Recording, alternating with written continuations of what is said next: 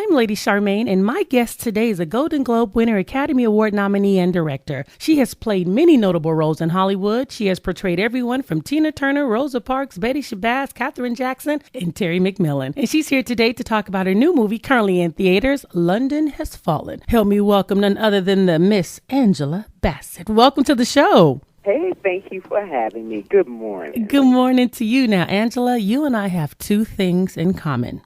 Both of our last names both of our last names is Bassett, and our birthdays are both in August. Yes, I'm August 15th and you're August 16th. So it's nice to meet another Bassett whose birthday's in August. That is so close. Oh my God. I know. I bet we're kids. I know. You know what? It would be lovely if we were. If we were. I haven't met yet. So There's a lot of Bassetts running around. I know that's the one thing I can definitely say. It's not a whole lot of us. Now, Angela, you accept great roles, but most of your roles are memorable. And the one thing I love about you accept iconic roles that we will always remember. And my most memorable role of you, of course, is in Waiting to Exhale, Honey, when the car, the clothes, and the cigarettes all go up in smoke. Now, that was a true diva move right there. Did you? That was a diva. That was powerful right there. It was. I mean, you had all the women in the theaters clapping and everything. I mean, that was a moment to remember. But did you realize that one moment? When I read that exactly when I read the script, I could just see it in my mind's eye how I want to play it or what I thought it would look like. You know, as you're reading a script, these visuals, come to mind. You see pictures. And that just felt like it, I just thought, oh my gosh, that'd be so cathartic and so freeing. Mm-hmm. And that's the role I wanted to play. I remember Terry was initially interested in me, thought I would love to play Savannah because I was, one of the first who was on board. And I said, oh no, Terry, no, I want to play Bernadine. And she was like, really? I had to burn up all this stuff and sell everything for $1. So badass. So, you did, but you killed the role. And but did you know that role was going to be so memorable today? I had no idea.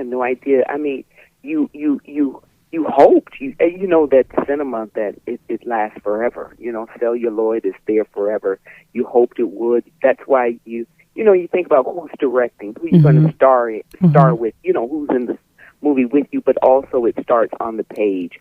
And Waiting to Exhale was such a popular book at the time that I felt that it would be popular then, but that it would, remain in popularity. I had no idea. So a lot of new generation or young folk are coming to it, weren't around when we came out the first time. Right. That's very humbling and exciting. Because you accept strong roles. You are a very strong actress. You're not like a docile actress. You are real strong. And so all the roles you pick, like I said, are memorable, and you also do life portrayals. So as an actress, when a script comes to you, what kind of role do you look for to make you say, yes, this is it? Well, actually, it's whatever, excites me. If I'm reading a script, sometimes it's not the easiest thing for me because sometimes they don't engage you, so it's, a three-dimensional character, someone who goes through some changes, someone who comes through. It's, you're dealing with just aspects of life that are interesting or complicated or messy or interesting. That's what I'm drawn to. When I was, coming through, there happened to be a lot of biopics that seemed to be, the fad at the time. Mm-hmm. And so, when people say, why have you done, so many real-life portrayals, that's the work that was available at the time. That's the sort of thing that was being done. I mean, if it had been more, fictitious, I would have got, that would have been, the resume. Okay. But that's the type of work that I'm interested in, just something that's, three-dimensional. And see, now you are in theaters right now with London Has Fallen. Tell us about the movie and the role that you play.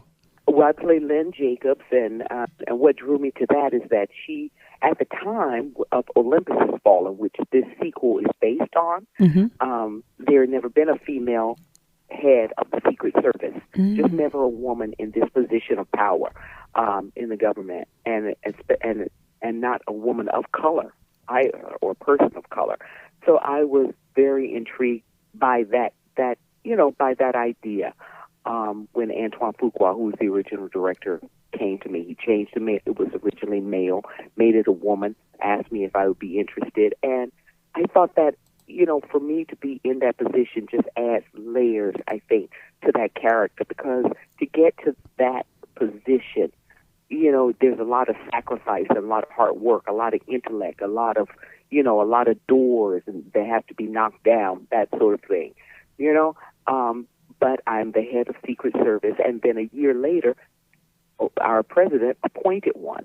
So that was sort of like imitating art. But we find ourselves with London Has Fallen.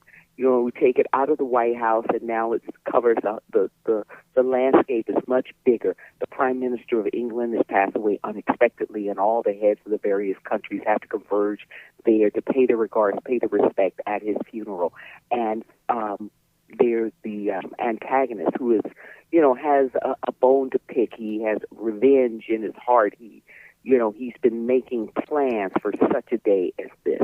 Perhaps he has something to do with what got them there. Who knows?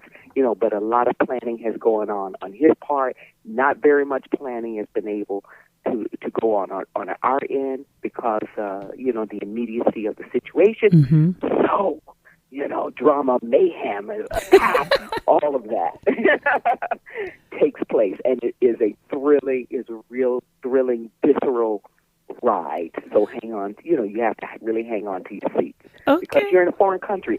There's an enemy around every corner. And that is so true. And like you said, this is the perfect plot when all the heads all come together. And I'm pretty sure that this happens, quite a bit. Like when someone passes away and all the presidents go, I'm sure it's that type of strategic planning that has to take place, because when you have all these world leaders in one place, boy, the security has to be tight. I totally get it. The most secure place in the world, exactly. Well, Angela, I want to thank you so much for coming on the show. It was definitely a pleasure having you. It was a long-awaited interview for me, so I was really excited to have you on the show. Well, thank you, cousin. You are so welcome. And I want to remind everyone to make sure that you go and check out London Has Fallen in theaters right now. It's the thriller. And we all love Angela Bassett, so it's good. So again, Angela, thank you so much for coming on the show. All right. Thank you for having me. You're welcome. Have a blessed day. The family tree. Yes. Lady Charmaine live on Friday